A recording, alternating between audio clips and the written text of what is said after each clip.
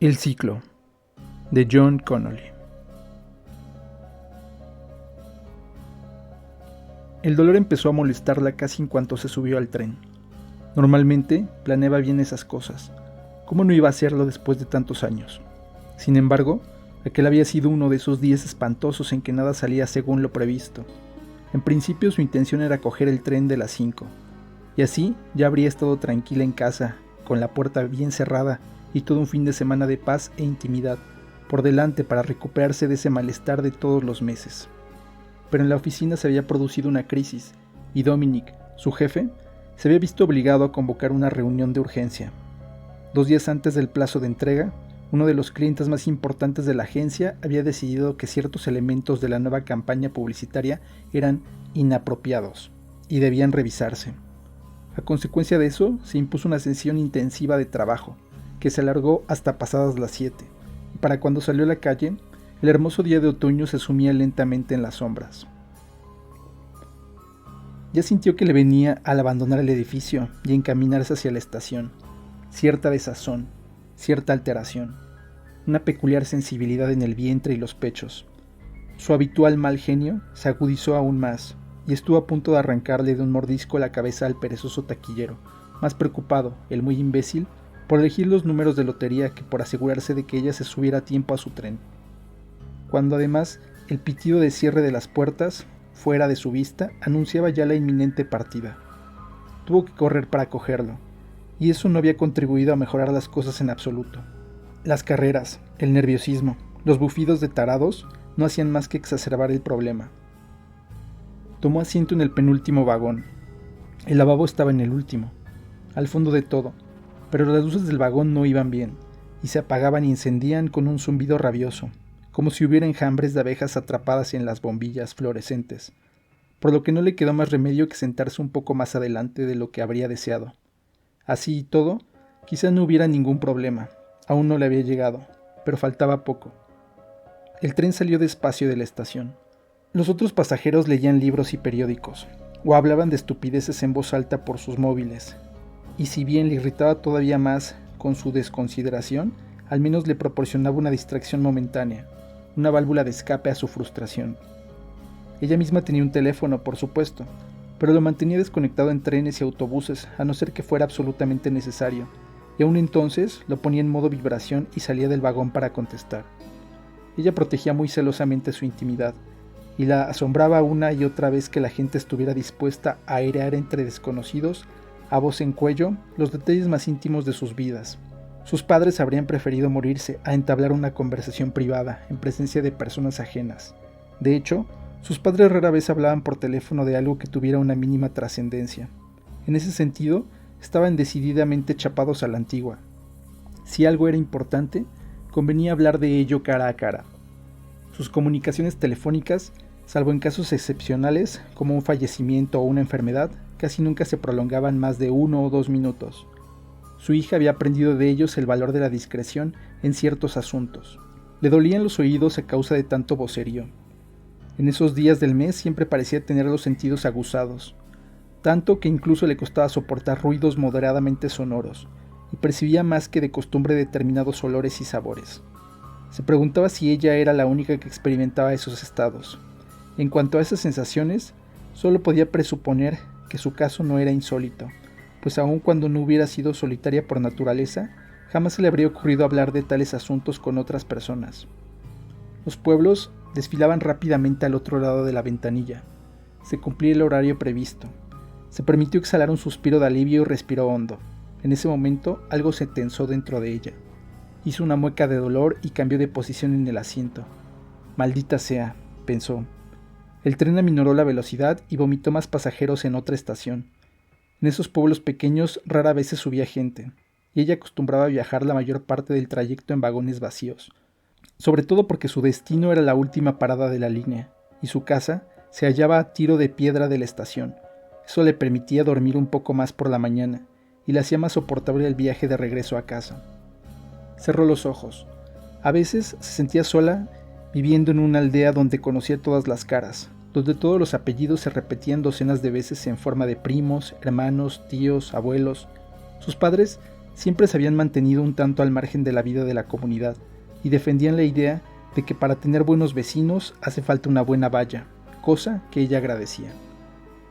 Las diversas reuniones, campañas benéficas, fiestas en jardines y festejos no eran lo suyo, y ese deseo de mantenerse a distancia le había granjeado cierta reputación en la aldea, sobre todo porque también eludía educadamente las invitaciones masculinas. No tenía la menor intención de salir con un hombre de la aldea, de darle acceso a los secretos de su vida. Conocía a esos hombres demasiado bien, y no sentía ningún deseo de convertirse en una de sus conquistas. Había disfrutado de alguna que otra relación en la ciudad, pero ninguna duradera. Le gustaban los hombres dispuestos a respetar las distancias cuando ella lo necesitaba, que querían su propio espacio, tanto como ella deseaba el suyo. Pero esos hombres eran más difíciles de encontrar de lo que cabía pensar. Debido a las exigencias que ella planteaba, atraía sobre todo a aquellos que buscaban ligues informales de una noche, o a otros que, aún sosteniendo que entendían su deseo de independencia, al cabo de un tiempo, inevitablemente, empezaban a sentirse incómodos con esta situación y trataban de imponer sus propias reglas. Ella no había tardado en descubrir que cuando un hombre afirmaba valorar la independencia de una mujer, quería decir en realidad que valoraba la suya propia y que se la consentiría a ella solo en la medida en que a él le conviniera. Quedó atrás otra estación, y eso la acercaba un par de kilómetros más a su casa. El persistente dolor era cada vez más intenso, y notaba un sabor a cobre en la boca. Detestaba el ciclo, sus ineludibles molestias. Era un verdadero castigo. Pero, como su madre le había dicho en aquellos primeros meses de la adolescencia, tan fastidiosos, lo que no puede curarse debe soportarse. Volviendo la vista atrás, recordó la conmoción y el asombro que sintió al tomar conciencia de que su propio cuerpo podía hacerle eso. Podía herirla desde muy dentro y causarle malestar, dolor y bochorno. A pesar de que su madre la leccionó sobre lo que debía hacer y cómo prepararse para eso, a fin de que no la pillara por sorpresa. Siempre era más fácil sobrellevarlo en casa, había dicho su madre, rodeada de objetos familiares, pero una no podía permitir que esa circunstancia rigiera su vida. Aún así, durante los primeros meses fue eso precisamente lo que ocurrió. Sentía gratitud y alivio en cuanto lo superaba, pero esa sensación duraba solo 1 o 2 semanas, hasta que se iniciaba una vez más, su inevitable aproximación. Para las otras chicas era distinto, parecían adaptarse a los cambios operados en sus cuerpos, y ella las envidiaba, sencillamente no era capaz de hacer lo mismo. El tren llegó a Shillingford, la última parada antes de la suya. Pronto podría cerrar la puerta con llave y quedarse entre las paredes de su casa todo el fin de semana. El lunes, aquello habría terminado y reanudaría su vida normal. Al arrancar el tren, se abrió la puerta delantera del vagón y entraron 2 jóvenes. No debían de tener siquiera 20 años, aunque uno lucía una línea de descuidado vello facial sobre el labio superior, un triste simulacro de bigote que le confería un aspecto sospechoso, no muy de fiar. Su acompañante, más alto y robusto, tenía acné en el mentón, con algún grano ensangrentado de tocárselo. Vestían cazadoras de cuero baratas y vaqueros holgados y acampanados. ¿Todo bien, Encanto?, dijo uno de los muchachos. Ella no lo miró, pero lo veía reflejado en el cristal. Era el de Bigote. Ninguno de los dos se había sentado. Allí, de pie, alargando el cuello, pretendían examinarle la cara y el cuerpo. Ella se ciñó un poco más el abrigo. No hagas eso, dijo el de los granos. Déjanos verte. Ella se mordió el labio, sintiendo que algo se contraía en su interior. Dio un pequeño respingo. Empezó a picarle la piel. Vamos, sonríe, insistió el del bigote. Tan mal no estarás. Tengo una cosa que te hará sonreír, dijo, y dejó escapar una risita. Será lesbiana, comentó el otro, y rió su propia ocurrencia. ¿Qué va?, replicó su compañero. No es lesbiana. Las lesbianas son feas. Esta no está tan mal. La señaló con el mentón. ¿Verdad que no eres lesbiana? Piérdete, respondió ella, a su pesar. No quería verse arrastrada a una discusión, pero habían elegido la peor parte para meterse con ella. Solo después de hablarles comprendió lo peligroso que podía ser contrariarlos y provocarlos. «Uy, qué mal humor», dijo el de bigote a su amigo. «Debe de estar en ese momento del mes. Todas se ponen un poco así». Volvió a centrar su atención en ella.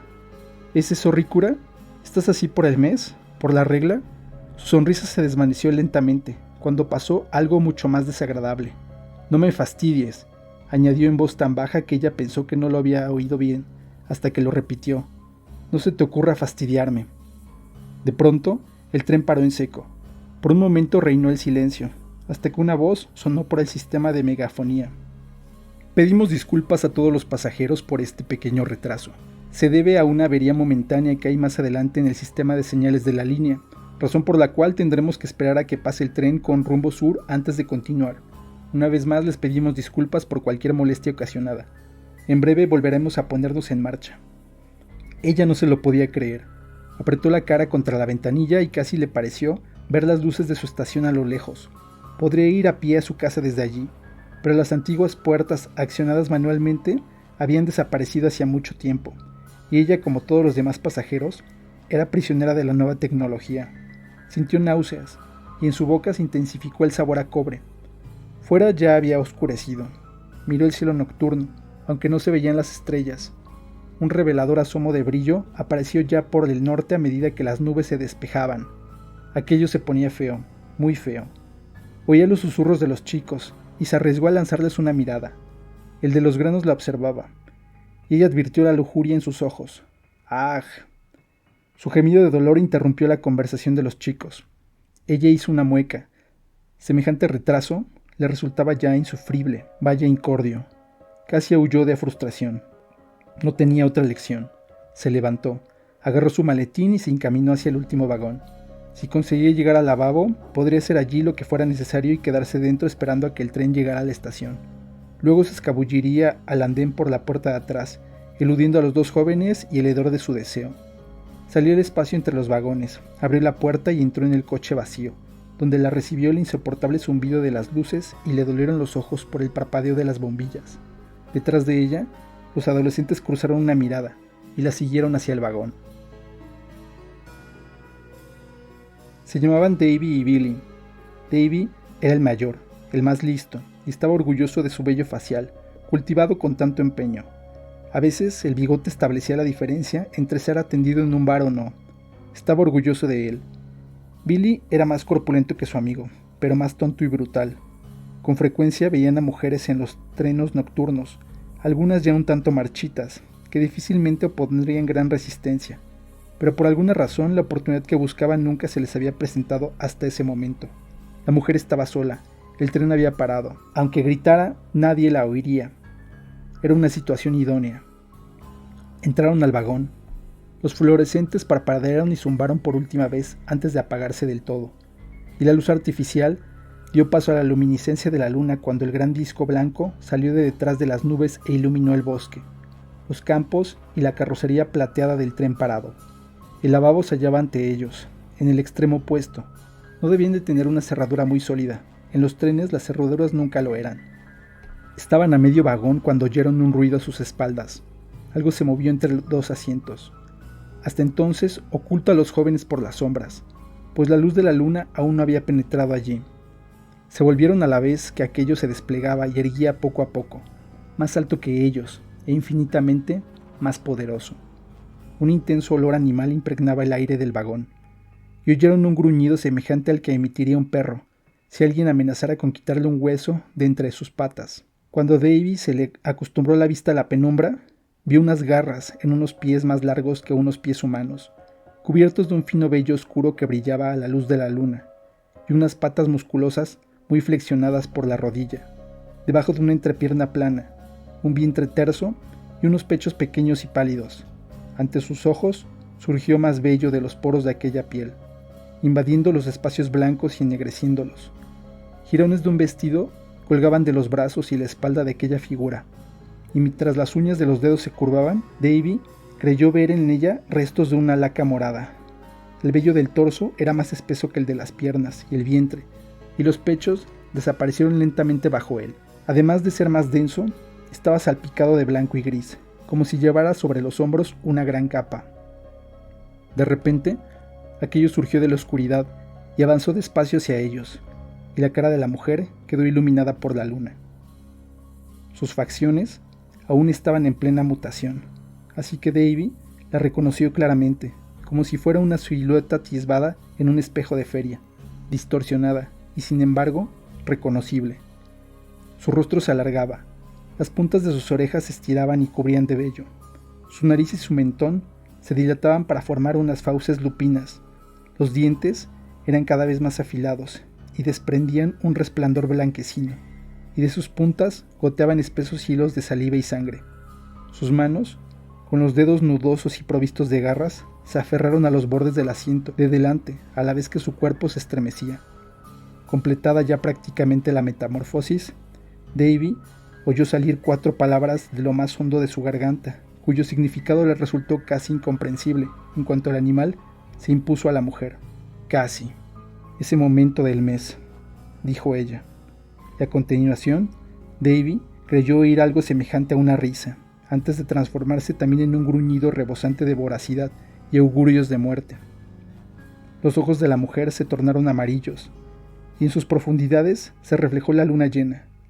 Levantó la cabeza y aulló en el instante en que los chicos, ya demasiado tarde, pretendieron echar a correr. Davy apartó a Billy de un empujón y se aprovechó de su menor tamaño para escabullirse antes de que Billy se diera cuenta siquiera de que lo hacía. Un salpicón caliente alcanzó a Davy en el pelo y la espalda cuando la vida de Billy terminó de un zarpazo, pero siguió adelante, sin mirar atrás, concentrando la vista en el rectángulo de cristal que había frente a él y el tirador plateado de la puerta. Lo tenía casi al alcance de la mano cuando un gran peso cayó sobre su espalda y lo derribó. El tren se puso en marcha con una sacudida al mismo tiempo que Davy sintió un cálido aliento en la piel y unos dientes afilados en la nuca. En sus momentos finales tomó conciencia, curiosamente, de que siempre había temido a las mujeres. Ahora, por fin, le pareció entender la razón. Y Davy gritó, mientras ocupaba su lugar en el gran ciclo de la vida y la muerte, y el color rojo inundaba el mundo.